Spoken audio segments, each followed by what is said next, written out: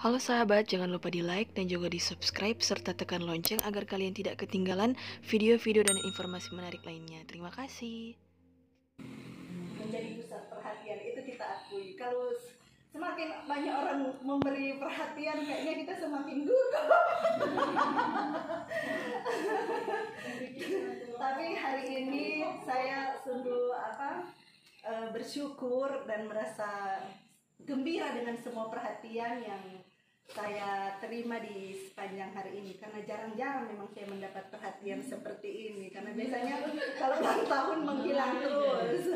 Jadi baru sekarang saya merayakan hari ulang tahun di sini di Generalan selama kurang lebih 5 tahun, sudah 6 tahun ini. Jadi sekarang saya sudah usia 48 tahun. Tinggal 2 tahun lagi saya merayakan setengah abad. Setengah abad ya. Saya masih muda, Suster Kris bilang masih muda kata. Masih. Jadi bagaimana saya memaknai hari ulang tahun saya di usia yang ke-48? Sebenarnya saya merasa begitu penuh dengan renungan, refleksi, dengan ibadat dari pagi, dari perayaan Ekaristi, dengan bacaan dan khotbah dari pastor tentang seorang anak kecil, bagaimana kita menjadi anak kecil, bukan kanak-kanakannya, tetapi menjadi anak kecil berarti dia menjadi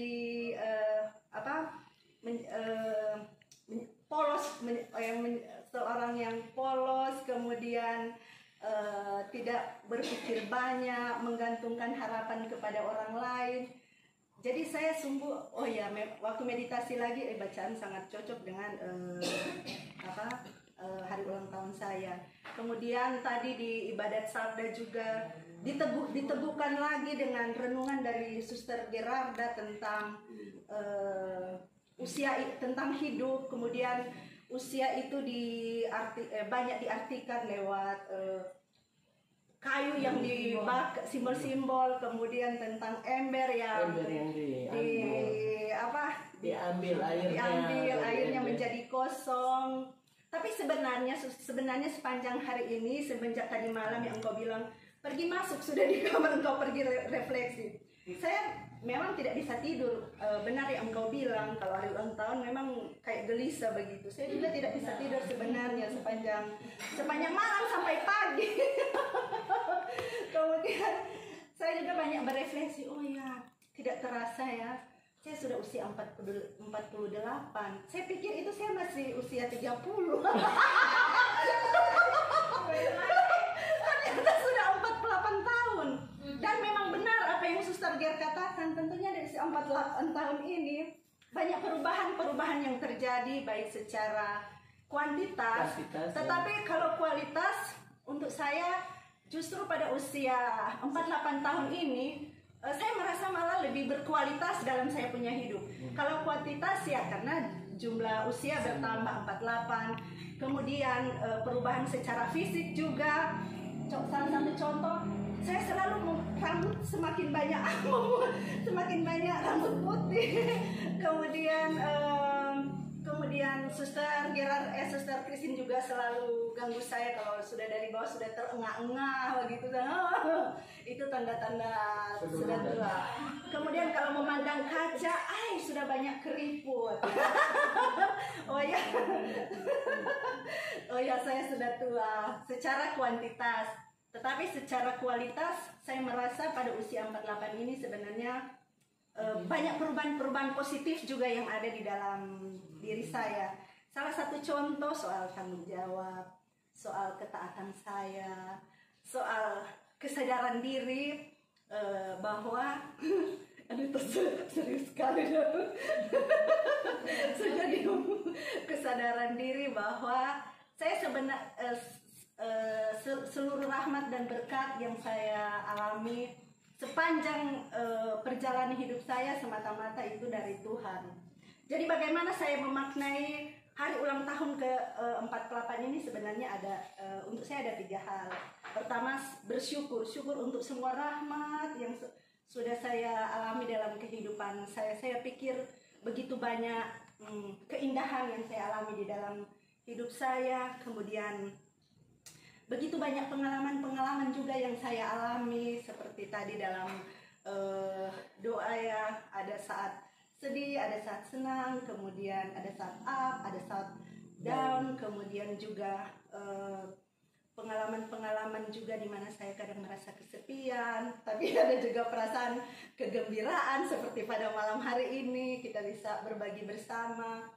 Kemudian saya bersyukur juga bahwa saya masih diberi kesempatan juga untuk mengalami kebaikan lewat orang-orang yang ada di sekeliling saya, kongregasi saya, komunitas saya. Ada pastor paroki, ada pastor Joy, aduh begitu lengkap untuk saya. Dari keluarga saya, tadi pagi juga sudah datang tapi di bawah pohon mangga. Kemudian saya masih diberi kesempatan juga untuk bisa berbuat baik, mengalami kebaikan, dan juga dengan bertambahnya usia, rahmat hidup, saya diberi kesempatan juga untuk bisa berbuat baik. Itu kemudian yang kedua,